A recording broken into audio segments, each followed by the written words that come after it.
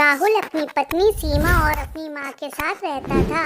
गर्मी की छुट्टी में राहुल की बुआ फूफा अपने लड़के सोनू के साथ उनके घर रहने आए। घर आते ही फूफा जी राहुल से बोले कि यहाँ तो बहुत गर्मी है, घर में कोई एसी नहीं है क्या? राहुल की माँ ने बोला, भाई साहब अभी कुछ दिन पहले ही राहुल ने अपने कमरे में एसी लगवाया है। यह सुनते ही फूफा जी अपने बेटे से बोले कि सारा सामान राहुल के कमरे में ले जाओ। राहुल और उसकी पत्नी सीमा चुप रहे क्योंकि उन्होंने सोचा कि कुछ दिनों की तो बात है। इस तरह बुआ फूफा जी को राहुल के घर रहते 1 महीना हो गया। राहुल ने अपनी माँ से पूछा कि बुआ जी कब जाने वाली हैं? हम कब तक ऐसे ही हॉल में सोकर अपना गुजारा करेंगे?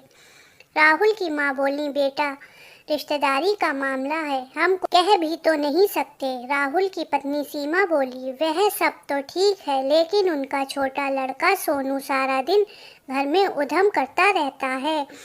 कल तो उसने हमारा नया सोफा बुरी तरह फाड़ डाला। राहुल इस बात पर गुस्सा हुआ कि नया सोफा फाड़ दिया।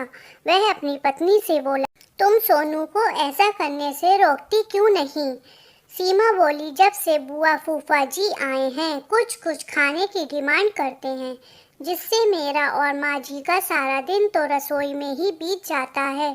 राहुल ने कहा कि मैं अभी जाकर फूफा जी से पूछता हूँ कि आखिर वह कब जाएंगे। राहुल ने बातों बातों में फूफा जी से कहा कि 1 महीना हो गया है, आपके जॉब की छुट्टियाँ तो ख़त्म हो गई होंगी ना?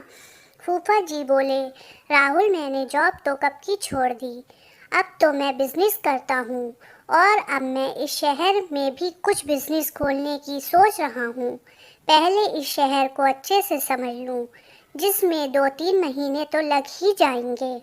यह सुनकर राहुल समझ गया कि फूफा जी अभी जाने वाले नहीं हैं।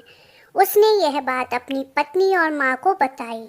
सीमा बोली, जब घी सीधी उंगली से नहीं निकलता तो उंगली टेढ़ी करनी पड़ती है। इनके साथ भी कुछ ऐसा ही करना होगा। आप यह काम अब मुझ पर छोड़ दीजिए। उसी रात बुआ और फूफा जी छत पर थे। तभी उनका लड़का सोनू चिल्लाता हुआ उनके पास गया और बोला कि मैंने अभी एक चुड़ैल को देखा है। तभी एक चुड़ैल वहां आ गई और बुआ और फूफा जी को बोली कि तुम में से कौन पहले मेरा भोजन बनना चाहेगा। चुड़ैल को देखकर वह बहुत डर गए और उस घर से भाग गए। उनके जाने के बाद सीमा ने अपना चुड़ैल का मुखौटा उतारा। बुआ के परिवार के जाने के बाद सबने चैन की सांस ली। सीमा की सास ने सीमा से कहा कि तू तो बड़ी अच्छी चुड़ैल बनती है। यह कहकर सब हंसने लगे। इस कहानी से हमें यह सीख मिलती है कि हमें किसी भी रिश्ते का गलत फायदा नहीं उठाना चाहिए।